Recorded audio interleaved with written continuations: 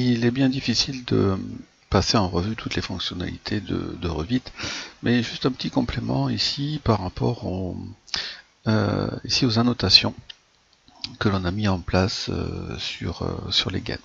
Je vais me mettre ici sur le plan d'implantation, revenir ici sur la notation, voilà, je vais la sélectionner. On a vu qu'il était possible, au niveau de l'étiquette, de pouvoir la changer en abréviation de système et de faire apparaître non pas ici le diamètre 125, mais plutôt air soufflé que l'on avait géré dans la catégorie ici des canalisations système de gaine avec ici le soufflage en ayant marqué ici air soufflé. Alors il est possible, et ça se rencontre aussi dans les projets, que au niveau de la notation, on voudrait avoir une étiquette ici diamètre débit, mais on voudrait aussi avoir une autre étiquette de gaine qui permettrait d'avoir par exemple la rase inférieure, la rase supérieure au niveau de la canalisation. Alors si je viens annoter ici et faire une étiquette de catégorie, par défaut, il va venir avec un repère, il va venir chercher la même étiquette que l'on avait créée.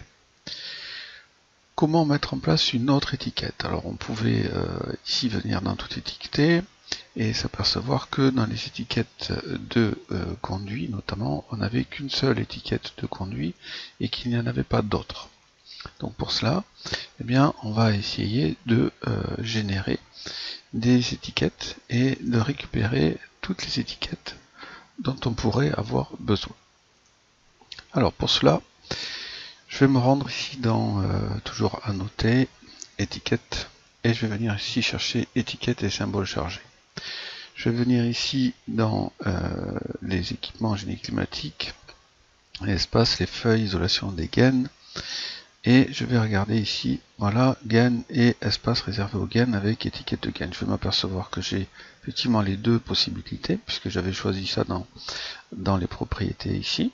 Et bien je vais venir ici, alors charger la famille si j'en ai une en place, ou pas. Alors, étant donné que j'en ai pas en place, je vais venir chercher une étiquette, double-cliquer sur l'étiquette, je rentre dans la famille et je fais de suite enregistrer sous famille, et là je vais l'appeler étiquette de gaine Arras. Donc je suis passé maintenant sur une étiquette Arras supplémentaire. Je vais ici venir dans le libellé. Alors le flux, j'en veux pas. Par contre, j'aimerais avoir les Arras. Alors pour les Arras, c'est ce que Revit appelle élévation du bas, élévation du haut. Alors je vais l'intégrer ici, élévation du bas, élévation du haut. Je vais simplement couper ici pour avoir élévation bas et haut côte à côte. Je vais ici donc supprimer ceci. Ici, je vais mettre un espace et deux tirets et un espace. Voilà, appliquer OK. Donc je vois un petit peu ce qui se passe. Ici, la taille, je vais l'agrandir pour prendre en compte voilà, les deux éléments. Puis je vais charger dans le projet. Voilà, je viens de charger mon étiquette et elle est déjà pratiquement en place. Alors je pourrais éventuellement l'indiquer ici. Voilà. Et je pourrais aussi avoir les deux informations. Seulement, je ne sais pas très bien ce que c'est que ces informations. Donc je vais double-cliquer ici. Et dans les libellés, en préfixe, je vais marquer Arras inférieur et ici Arras supérieur. Appliquer. OK. Alors ici, ils sont relativement bien espacés, donc je vais modifier un petit peu cette situation-là.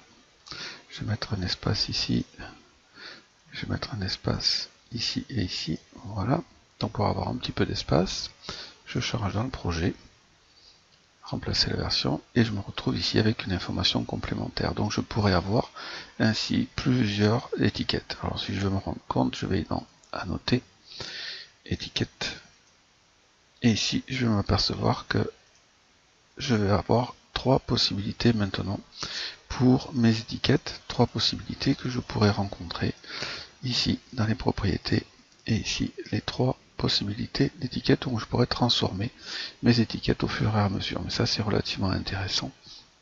La mise en place de ces étiquettes avec les informations d'ARA supérieur et inférieur, puisque l'on avait ici mis en place les cotes.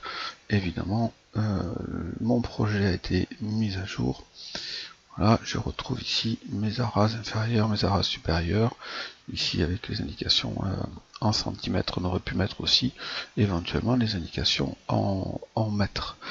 Si je veux mettre en place les indications en mètres, je vais revenir dans mon projet, je vais venir dans le faux plafond, je vais venir ici. Alors je peux double-cliquer dans la, mais j'aurais pu venir ici chercher ici la famille puisqu'elle est déjà active. Je vais modifier le libellé et ici je vais pouvoir venir chercher, modifier le format des unités du paramètre. Donc en venant ici, il a automatiquement pris les indications du projet. Et je vais rester avec des mètres et avec 2 décimales, avec le symbole des mètres. De la même façon, ici, des mètres avec 2 décimales. Bon, je fais avec le symbole en mètres, bien sûr. Ok, ok, charger dans le projet. Remplacer la version existante et maintenant j'ai les ARAS qui sont directement en mètres. Voilà l'application que on pourrait avoir pour documenter encore un petit peu plus les réseaux. Alors ici ça a été fait sur des réseaux aéroliques, ça peut se faire sur des réseaux hydrauliques, bien évidemment en augmentant le nombre d'informations que l'on peut avoir par étiquette.